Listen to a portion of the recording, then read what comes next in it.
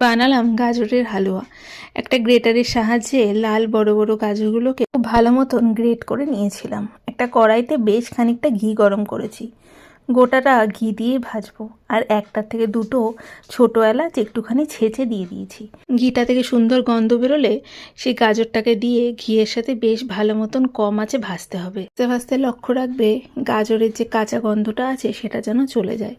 খুব ভালো মতন যখন ভাজা হয়ে যাবে দিয়ে দিব চায়ের কাপের 1 কাপ চিনি। চিনিটা দিয়ে গাজরের সাথে বেশ অনেকক্ষণ ধরে কম আঁচে কিন্তু ভাজতে হবে।